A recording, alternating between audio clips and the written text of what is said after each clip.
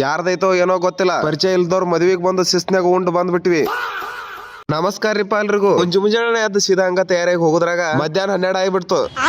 ಆದ್ರ ಅಲ್ಲಿ ಅಂತೇಳಿ ಹಂಗ ಸೀದಾ ಬಂದ್ ಆಟೋ ಹತ್ತಿ ಬಿಟ್ಟೇವಿ. ಆಟೋ ಹತ್ತಿದೇವಿ, ಎಲ್ಲಿ ಹೋಗ್ಬೇಕಂತ ಗೊತ್ತಾಗ್ಲಿಲ್ಲ. ಅದಕ್ಕ ಸುಮ್ ಆಟೋದೊಳಗ ಕೂತ್ ಬಿಟ್ಟೆ. ಆಟೋನಾಗ ಅಂಜಿಕ್ ಬಂತತ್ತ, ಅದಕ್ಕ ಅವ್ನ್ ಜೋಡಿ ಕುಂತೀನಿ.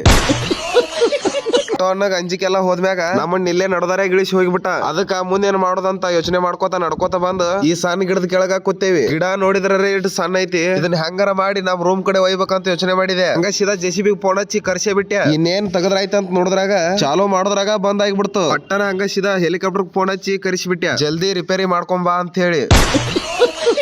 ಇಷ್ಟೆಲ್ಲಾ ಕೆಲಸ ಮಾಡಿ ಸುಸ್ತಾಗಿ ಹಟ್ಟಿ ಹಸ್ತಿತ್ತು. ಇಲ್ಲೇ ಸಮೀಪದೊಳಗ ಒಂದ್ ಮದ್ವಿನೂ ನಡೆಯಕತ್ತಿತ್ತು. ಯಾರಿಗೂ ಡೌಟ್ ಬರ್ಲಾರ್ದಂಗ ಅವ್ರ ಮದ್ವಿ ನೋಡ್ಕೊಂಡು ಸೀದಾ ಹಂಗ ಊಟಕ್ ಬಂದ್ಬಿಟ್ಟೇವಿ. ಅಡುಗೆ ಯಾರ ಫುಲ್ ಗಿಚ್ಚಾಗಿಬಿಟ್ಟಿತ್ತು. ಸಡು ಬಿಡ್ಲಾರ್ದಂಗ ಸೀದಾ ಹಂಗ ಹಾಕೊಂಬಂದು ಸ್ವಾಹ ಅನಿಸ್ಬಿಟ್ಟೇವಿ.